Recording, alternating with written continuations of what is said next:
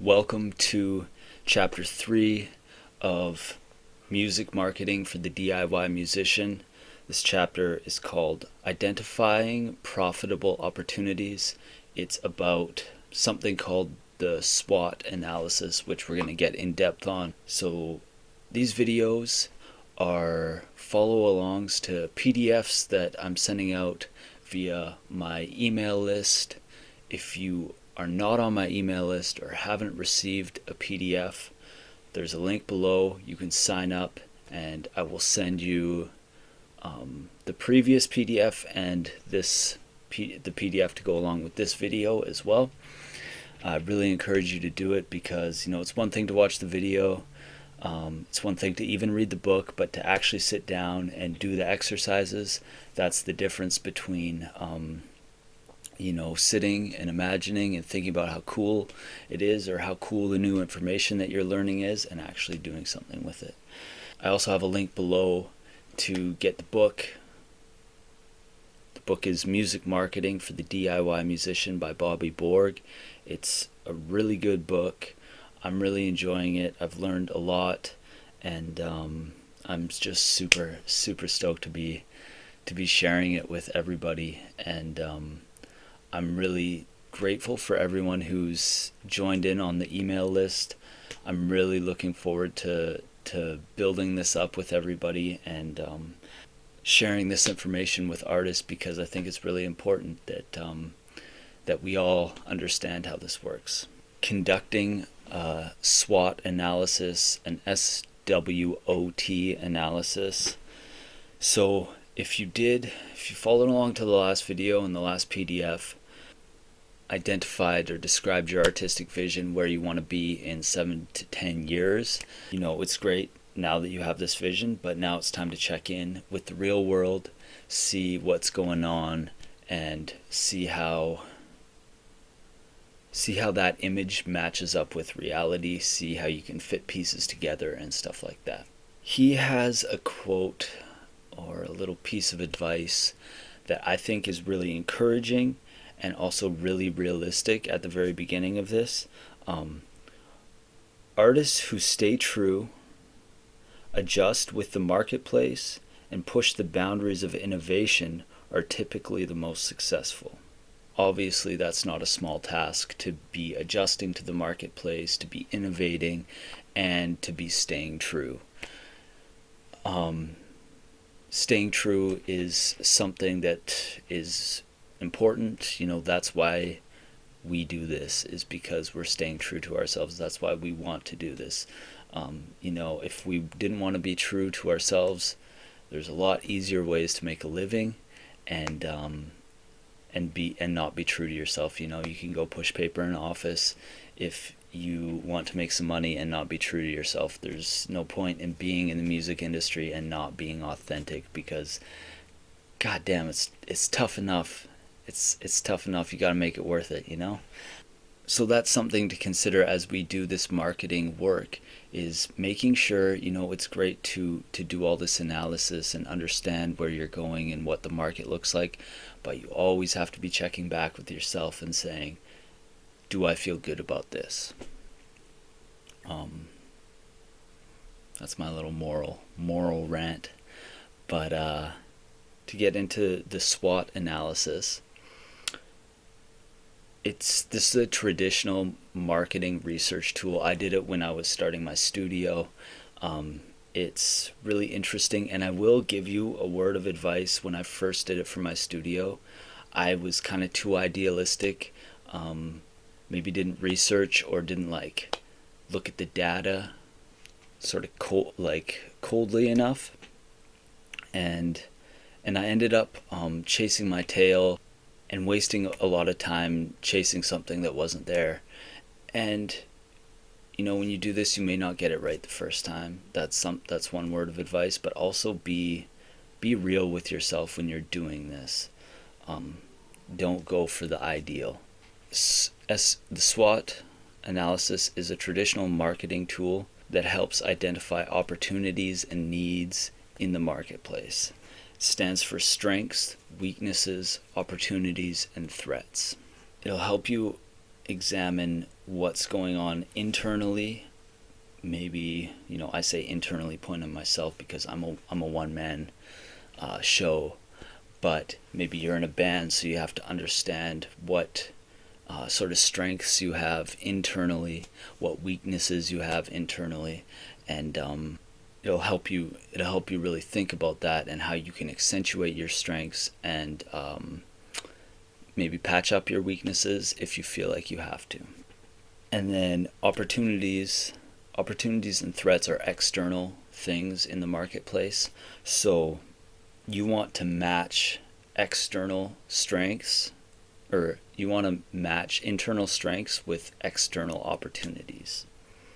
So he has a quote from Tupac in this, which is refreshing to just have a musician's and such a powerful musician as well talking about something like this. And he says, "My music focuses on raw human needs and getting as close to telling the truth and selling records as I can get." So that goes to show how like being of service and fulfilling a need in the marketplace doesn't have to be slimy. It doesn't have to be slimy. People have needs, and if you have a way to fulfill an emotional need in the world, then I think that that's an incredibly powerful thing. So he approaches it first scanning for potential opportunities. So the way to identify opportunities is looking at societal trends, like what kind of music and fashion trends there are, tech developments. So I think a great example of the tech developments are streaming, home studios. Pretty much everybody is recording at home these days. Economic conditions. So, we're in a pretty wild time economically right now. If you look at creative pricing strategies, that can be a way to sort of take advantage of this. Legal regulations, customer markets, competition. Maybe there's maybe you see a need that hasn't been met yet and there's not much competition. That can be an opportunity. Distribution channels. Obviously with streaming there's a lot of opportunity with streaming our music and live streaming, and just understanding how those things work. You can really turn that into an opportunity to get your music out there. And then he has natural causes / environment, and something like that could be like going green, which I think not enough artists do that. So and I would love to see more of that. It's something that I wanna turn my studio green at some point, and when I release music, it's gonna be like a zero waste kind of thing. So I think there's a lot of opportunity there, actually. One thing I wanted to talk about in terms of opportunities that others have capitalized on is Nipsey Hussle's Proud to Pay campaign, and the way he really switched up the industry with giving it for free, and then having like a big paying option is something to consider. A Kickstarter. There's lots of opportunities out there, so just look at the marketplace, educate yourself, and try and understand where there are opportunities or unmet needs. So then you want to look inside, and you want to match opportunities with strengths, and you need to look internally within yourself or your organization or your band, and understand your internal environment. What skills do you have? What advantages do you have? Maybe you have resources. Maybe you have some finances you can put towards things. Maybe you have equipment, skills, like, can you record yourself? Can you mix yourself? Can you master yourself? Do you make your own instrumentals? Are you a one-man band? Can you play everything? Do you have like good business relationships that you can use to your best of your abilities and seeking like sponsorships and stuff like that? Do you have an ability to market yourself? Do you maybe have like a solid following on social media that you can leverage? Just look internally and see like, what do I have that the average person or the average band in my field doesn't have? What advantages do I have? What strengths do I have? And capitalize on those. Know that you have them and push those. Random example, like say you have the strength of shooting and editing your own music videos. Then you can match that skill to the potential opportunity of posting a new music video every month on YouTube and using that opportunity of YouTube matched to your strength. That's just sort of a random example to explain how you can match your strengths to opportunities. And then uncovering your weaknesses. This is, you kind of go through the same list of the strengths and just notice where you're weakest, and then decide whether or not it's worth fixing them. So let's say that your digital media, like your Instagram and your social media is a weak point. Now you have to ask yourself, is it worth it to me to fix that? And you can fix that by taking courses, educating yourself, reading books about how to run social media effectively. And you just have to decide whether or not you think that it's worth it. For the social media example, I would say it's definitely worth it. You should be good at least one social media platform. But just look where you're weakest and ask yourself, is this something I want to make a strength? Identifying your threats, kind of similar to weaknesses, is you just go through the opportunities list and see where there are threats. I don't really like the word threats because it's so negative, especially in a world of music where I think it should be more about collaboration. But it is good to know, like, is there a serious saturation of artists in a particular genre? What societal trends are going to reflect poorly on different genres of music or different fashions? Economic situations can be a threat. If you have people don't want to spend money on a luxury good. Legal regulations as well, like sampling and stuff like that, can be a threat. Natural causes like what we're in right now with COVID, like that has been an environmental threat, and it has shut down so many things. So we can't control the external forces, so there's no use in like stressing the fuck out about it.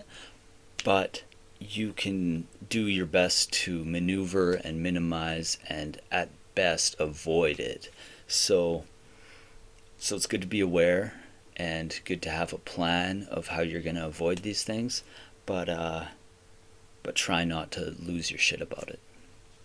And then you want to write your SWOT conclusion. So indicate the most profitable customer need, product, or service that you will pursue given your strengths. Write the weaknesses that you're going to turn into your strengths and methods to minimize threats. This is not an easy exercise. It took me a really long time to do it, and I had to go back to the drawing board a couple times for my studio. I think I'm getting there now.